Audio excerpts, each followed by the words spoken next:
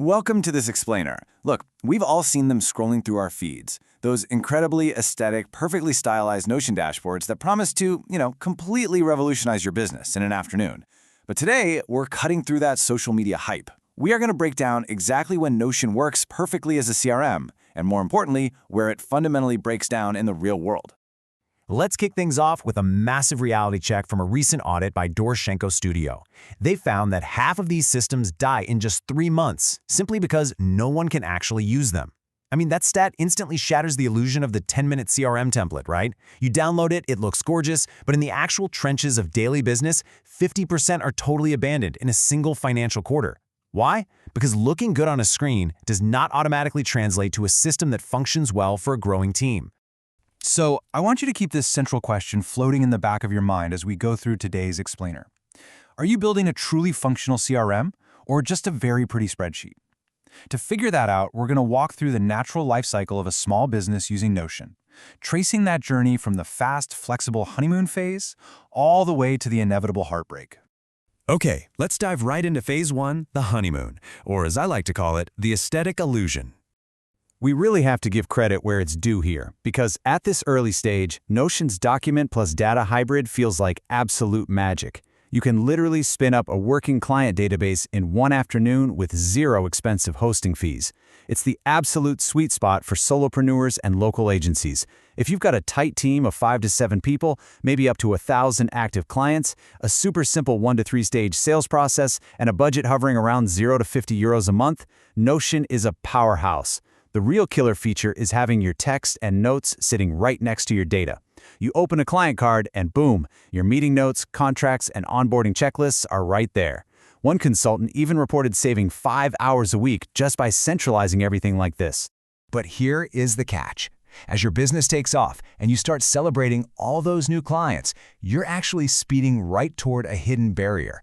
You are going to hit what I call the scaling wall, and that is specifically the 5,000 record threshold. Which brings us right into phase 2, the 5,000 record wall. What's fascinating about this transition is that it isn't just some theoretical software limit you read about on a tech blog. It becomes a deeply frustrating daily reality. Once you cross that 5,000 record mark, that smooth, beautiful experience gets completely replaced by clunky lag times. Opening your main views suddenly takes 3 to 5 seconds. Your filters start stuttering. And if you're out in the field trying to pull up a client address on the mobile app, it slows down to an absolute crawl. When every single click takes just a few extra seconds, that friction compounds and it seriously drags down your entire team's efficiency. Then there's the data side of things. As you grow, the questions you need to ask your data get way more complex. Say you need to pull a report on your conversion rates per channel, like organic versus paid versus referrals, for a big KPI meeting. Well, you'll quickly realize this is exactly the kind of critical, deep analytical reporting that Notion simply cannot generate for you natively. You can't just hand an investor a Kanban board, right? They want hard metrics. They want clean analytics, which a dedicated CRM provides right out of the box. And it is not just the reporting, it's your workflows too. Those automated workflows you rely on, they just can't handle complex multi-touch funnels. Why? Because Notion lacks true conditional branching logic. Sure, their built-in automations are great at reacting to a change you already made inside a database, like checking a box, but they can't natively execute complex if this, then that logic. And they can't pull in external data without you setting up some manual step or relying on a complicated third-party tool. All right, moving on to phase 3, access and security traps. Now we're getting into an issue that is way more serious than just lag times. I'm talking about role-based access control, or RBAC. When you hire more people, protecting your data is absolutely crucial. In Notion, sharing is basically done on a per-page or database level. You can't easily set it up so a manager only sees their own clients. You can't hide sensitive financial fields from an intern while still letting them see the basic profile. In a true CRM, you have deep, granular control to hide specific rows and columns. But in Notion, it's practically all or nothing, which might be fine for 3 people, but it is a total nightmare for 15.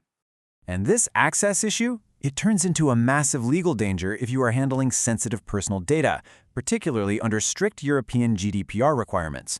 Notion is hosted on US servers, and there is currently no EU data localization. Plus, the standard contractual clauses they use are considered a massive legal gray area post-TREMS 2.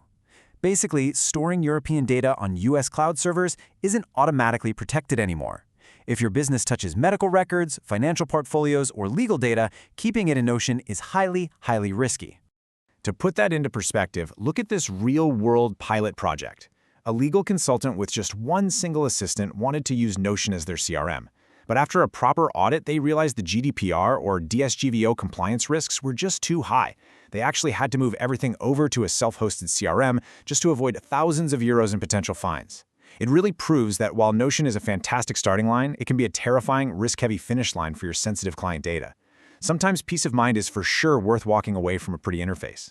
Which leads us perfectly into Phase 4. Time to move on. So how do you actually know when you've hit that heartbreak phase and desperately need an exit strategy? You got to look out for these behavioral red flags. Obviously, if your team grows beyond 12 people, things get messy fast. But the ultimate warning sign? Shadow Excel sheets. That's when your team members secretly start building their own systems in Excel or Google Sheets because Notion has just become too much of a hassle. Also, watch out for missed mobile notifications that lead to dropped tasks, or if you find yourself spending an hour every single Friday manually copy-pasting data just to build a simple management report. That is the sound of your system completely breaking down. When you hit these absolute limits, migrating out isn't just an option, it is mandatory. And look, it's not a quick weekend project. A proper migration typically takes a structured 4 to 8 weeks. You have to safely export your data via the Notion API, meticulously remap it to the strict structure of a new, dedicated CRM, and then, maybe most importantly, retrain your entire team on a totally new platform. It's a heavy lift, no doubt about it, but staying in a broken system is going to cost you way more in lost revenue and wasted time. So to wrap up this explainer, definitely validate your smart choice to start fast and cheap in Notion. It's an incredible tool for getting off the ground. But you have to keep a close eye on your data limits, your team's behavior, and your legal liabilities so you don't get trapped by that aesthetic illusion. Take a really hard look at your setup today and ask yourself, are you building a resilient CRM that will actually scale with you, or are you just updating the world's prettiest spreadsheet?